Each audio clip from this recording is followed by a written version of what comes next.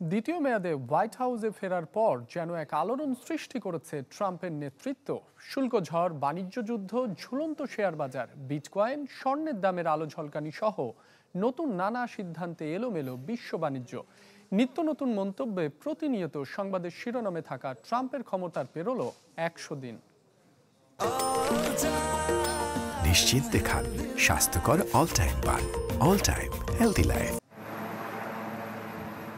ক্ষমতা গ্রহণের মাত্র ১০০ দিনে পুরো বৈশ্বিক অর্থনৈতিক পরিস্থিতি ৩৬০ ডিগ্রি উল্টে দিলেন মার্কিন প্রেসিডেন্ট ডোনাল্ড ট্রাম্প। ক্ষমতা এসেই শুরু করেছিলেন শুল্কঝড়ের খেলা। অ্যান্টার্কটিকার মতো জনশূন্য দেশের উপরও ১০% শুল্ক আরোপে বিশ্বজুড়ে সৃষ্টি করেছে হাস্যরসের। যুক্তরাষ্ট্রের বাজারে সব ধরনের আমদানিকৃত চীনা পণ্যের উপর করা হয় ১৪৫% পর্যন্ত শুল্ক আরোপ। তবে মাসখানেকের মধ্যে দুপক্ষই থামায় তাদের যুদ্ধ। ইতিমধ্যেই ১৩১টি পণ্যকে শুল্ক ছাড়ের জন্য তালিকাভুক্ত করা হয়েছে।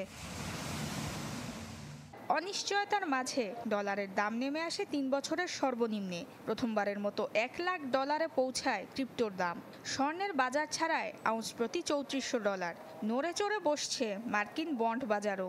২৪ বছর পর ১০ বছর মেয়াদী সরকারি বন্ডের সুদহার বেড়ে যায়। তবে শেয়ার বাজারে এসেছে ধাক্কা।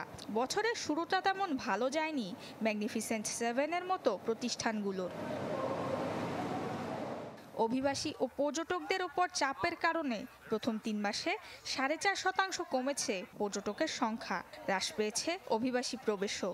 শুল্কের হাওয়া ও বাণিজ্য যুদ্ধের প্রভাবে মন্দার সংখ্যা পৌঁছায় ৪৭%। নুসরাত মৌমি, চ্যানেল 24।